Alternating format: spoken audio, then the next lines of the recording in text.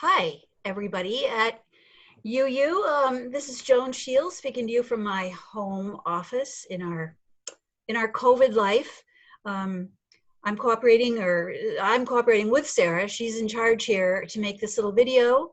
And the first thing we notice is that the skylight over my head kind of shines off my gray hair. So I'm putting a hat on so I don't have this glaring hair.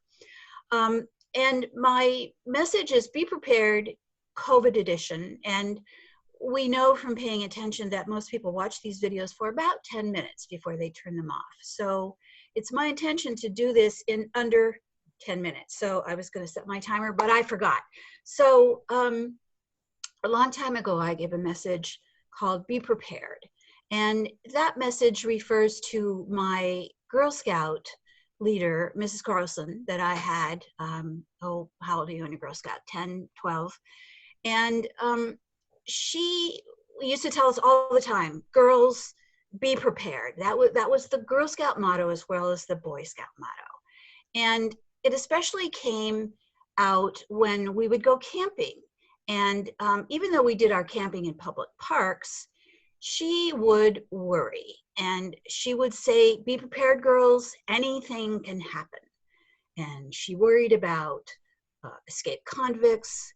She worried about rabid snakes. She worried about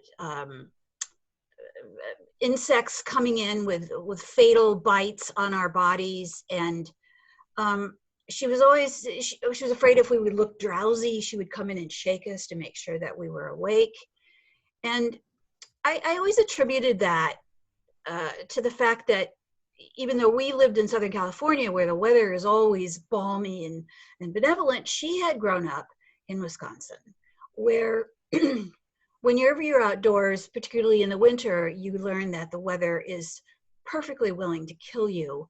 And I think she never got over that sense of paranoia about being prepared for these terrible things to happen, because I learned she wasn't prepared for anything that could happen. She was only prepared for bad things to happen.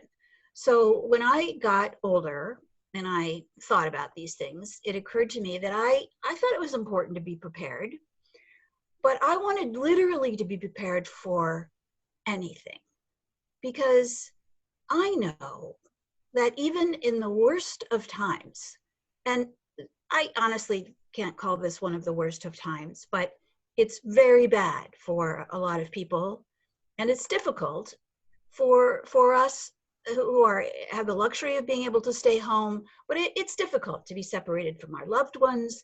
It's painful not to be able to go and do and in our restaurants and our supermarkets like we're used to, and to have to cover our mouths when we go up. I mean, I don't need to give the litany of the horribles that we deal with and that we have to be prepared for every day in this pandemic situation we find ourselves in. But what I want to add to my message about be prepared is that I think you should literally be prepared for everything, which means good things too. Because I think that even in the hardest of times, wonderful things can happen.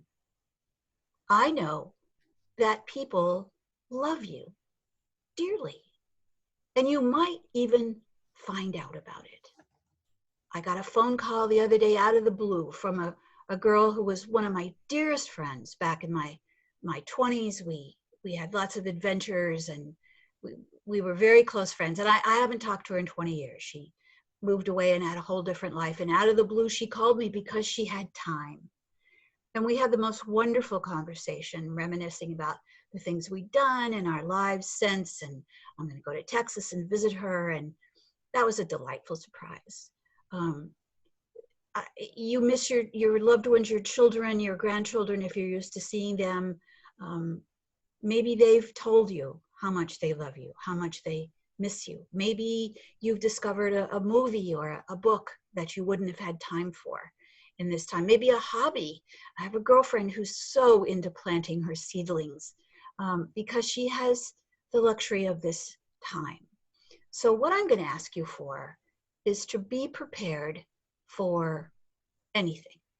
And I want you to be prepared for whatever it is that you're worried about now. And they've given us plenty of things to worry about. What follows this? The truth is, we don't know what follows this, and it could turn out much better than we've been led to believe, maybe much better than you think it will. So I'm telling you that be prepared for things to turn out better than you expected. This could, in fact, turn out to be a wonderful experience in retrospect. So please be prepared. Peace be with you.